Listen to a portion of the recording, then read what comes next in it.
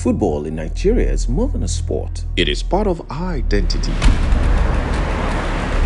And though we may disagree on some factors of the game, one thing is certain: even with said differences, we can still sit around for 90 minutes for the sake of the game. But is football in Nigeria all about the game played on the field?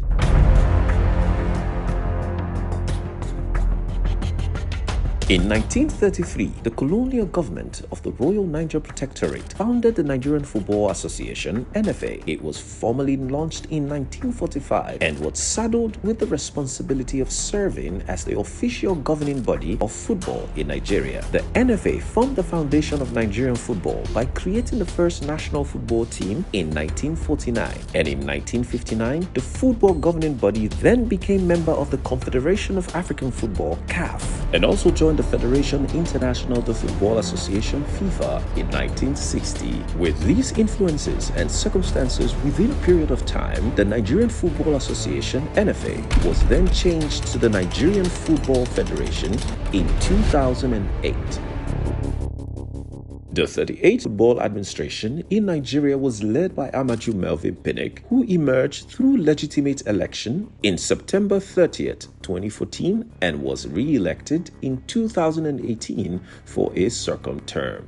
Before AMAJU Pinnick became the president of Nigeria Football Federation, in fact, at the time when politicking was on, AMAJU Pinnick was nowhere close to even contesting for any post. It was not even in the calculation in the first place. A lot of game plan, counter game plans, and to the extent that there were even some court cases trying to stop the elections. Being a tactical politician who started right from secondary school, he studied the ground and he was able to penetrate. I also see him as a destiny child who, God appointed from heaven to come and see how he can do his own bit for a Nigerian football, and I think he has done it. He has always shown deep interest in organizing football events, competitions, award ceremonies, things to do with football, and he was very methodical about it. He was very much involved in self-development. AMAJU Pinnick has always been passionate about development through sports and entertainment. The interest and passion began from his younger days as a student in secondary school up until his university days, and even after. This spurred him to pursue a career in sports development. He began his career in sports development serving as the personal assistant to Sepp Blatter, the former FIFA president, in 1999. Over the years, his fervency in sports development was inescapable, thus earning him the opportunity to serve as the elected second vice chairman of Delta State Football Association in 1999. And in 2002, he was elected as the first vice chairman, Delta State Sports FA. And in 2005, he was elected as the chairman, Delta State Football Association. Due to his exceptional performance in sports development in Delta State, he was then appointed as the executive chairman of Delta State Sports Commission. In 2014, AMAJU Pinnick contested for the office of the president of the Nigerian Football Federation and won. In the history of the Nigerian Football Federation administration, there has never been a president who has served 2 terms. There must be a reason for this. Today, not only that he is the president of Nigeria Football Federation, but the only president, the only person who was able to get second term as the president of Nigeria Football Federation. And where did he get the second term? In the northern part of the country, having come from a minority tribe and group in Nigeria. And he was able to have a very massive support from both the north, the south, and everywhere in Nigeria. So that is to show you how apt he is as a sports politician. His leadership, to start with, you can ask anybody in the board of the Nigerian Football Federation, it's about collective. Pinnick is somebody who can say, look, okay, he has his own ideas, but by the time he comes together and puts it on the table, other people bring other ideas that he thinks are valid and maybe would do better than what he's suggesting, he runs with it. And he will adopt it as his own. To lead, you need to have a few things, in my opinion. The first thing is passion for what you're doing.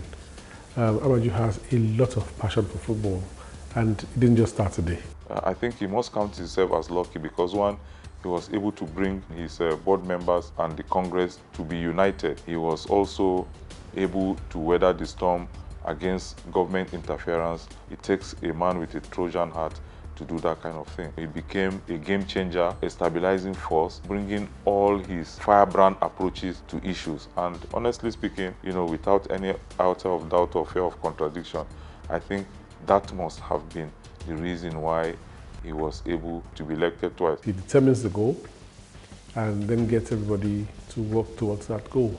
The 37 or 38 administration of Nigerian football under the leadership of Pinnick, AMAJU has tried its best. They have discharged themselves creditably well to see that they stabilize the system. And I think we have seen a lot of stabilization. Even though during the first tenure, AMAJU, my friend, took time to see how, he can fight so many forces, because he had to battle with court cases.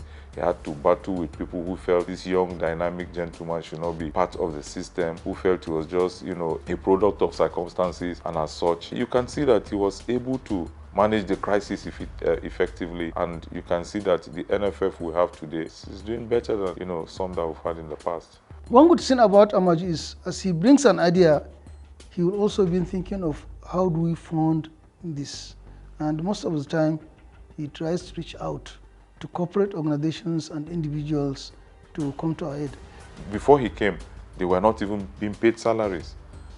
But he came, he made sure backlog of salaries were paid, and he tried to put round pegs in round holes. But it was just one step after the other. Where you'd think that he wouldn't, there's nothing's going to come out of this.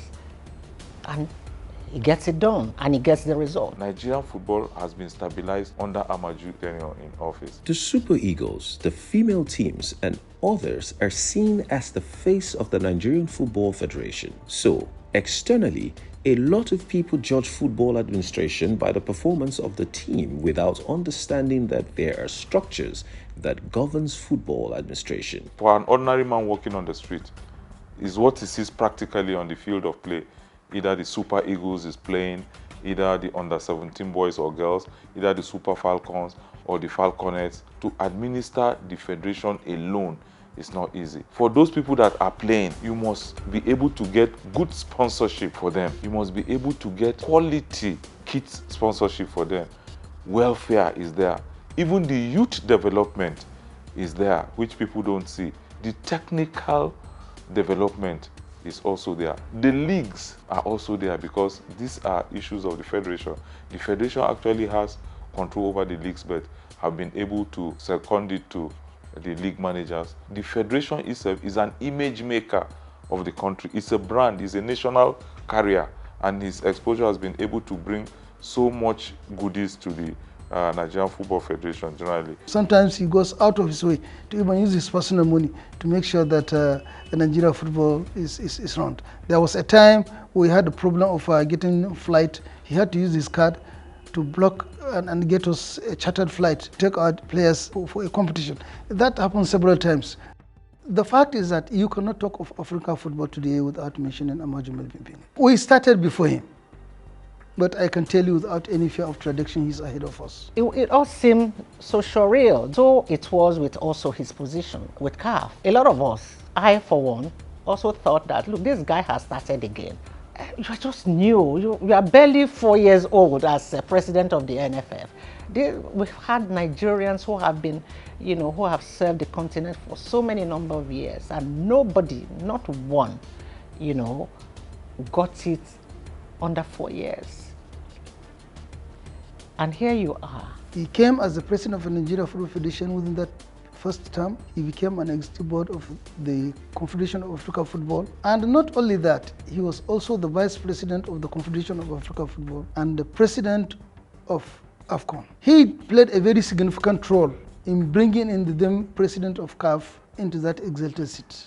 He has also done a lot to promote the name of Nigeria by bringing in so many Nigerians into subcommittees of CAF and even in FIFA. He's already shown that he has these qualities. So there's no doubt in my mind that, and indeed, we all should pray that he gets to the largest stage to represent us. You may like him, you may not like him, he certainly would help Nigeria at that level. No administration in the history of Nigerian football has been plagued with trials and distraction as much as this administration. Amidst the turbulence, the AMAJU-led administration strived in staying focused and delivering innovative solutions to developing football in Nigeria. In the past few years, there have been a lot of challenges under his leadership as the leader of the NFF. You cannot beat his exposure. He has been able to bring his business acumen into the administration of Nigerian football. And for any leader who has that crisis management skills, who is very effective in communication, somebody who is transparent, somebody who is honest. AMAJU Pinnick over the years is known for his diplomacy, innovative thinking, unique interpersonal problem-solving skills, and this has seen him grow a network of influential men and women from all walks of life, both locally and internationally, who are passionate about creating value. And this has obviously rubbed off nicely on the football administration in Nigeria, in Africa, and across the world. His track record of experience in running successful businesses on the Brownhill Investment Company that covers construction, entertainment, oil and gas, marine logistics, and general consulting, before becoming the president of the Nigerian Football Federation, also served as a plus to the network of corporate relationship management expertise for the NFF. This is also evident in his bid to improve financial independence for the Nigerian Football Federation through sponsorship secured during his tenure. On resumption of office in 2014, funding from corporate sponsorship was at almost 0%. AMAJU's innovative thinking and network of corporate portfolios became an asset to the Football Federation, which then brought an increase in corporate sponsorship from 0 to 80%. And this was eminently captured in the yearly audited financial report by PwC. You know how to get people to buy his ideas and to buy what he believes in. And that has helped the NFF so much. You can see the unprecedented level of partnership that has come into the NFF, breaking all kinds of bounds, despite all the distractions and the issues that have come. AMAJU's personality has changed the face of sponsorship of Nigerian football. We've had sponsors before, but because I've also been in the know. Pinnick told me that, don't worry, I'm going to get CAF president to come here. Not only him, that Giovanni himself is going to come. I said, wow.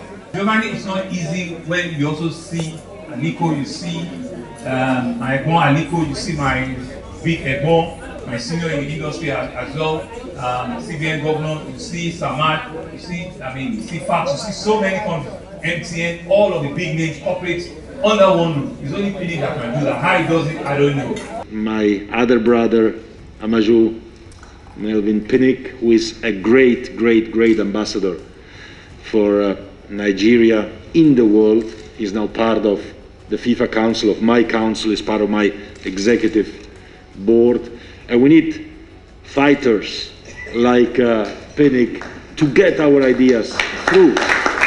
A lot of the partnerships we've had over the past few years have been, AMAJU has brought us in to football, and which has elevated the partnership with the private sector. That acumen they had, to rebrand the Nigerian jersey and make it so attractive as it is now, is a kudos to Pinnick-led administration. Before now, I was not even wearing, if you give me the Nigerian jersey, I'll just dash it to somebody or wear it down. But now I won't wear it to functions, to social gatherings. Recently, I was told that even Nike wanted to back out. But even in the last days of his administration, whereby he would have said, oh, after all, I'm leaving, let me leave. But he had to appeal to them to sign a 4-year contract. Even though some people are thinking, why should he sign a contract when he's leaving? But as a matter of fact, that Adidas had walked away, Puma had walked away. If we had lost Nike, where are we going to? These are the leading kit manufacturers in the world. Even MBL wanted to walk away, but he had to, again, appeal to them to at least sign a 1-year contract, which he has done. And other sponsorship, it was during his time that, we got an official airliner that was, globetrotting us around during matches, both locally and internationally. The way we have tried to bring legends into the mainstream, into recognition, is something that, we're proud of. And nobody can take it away that it was under his presidency that happened. We thank you very much. We are grateful. We thank you for this event. AMAJU,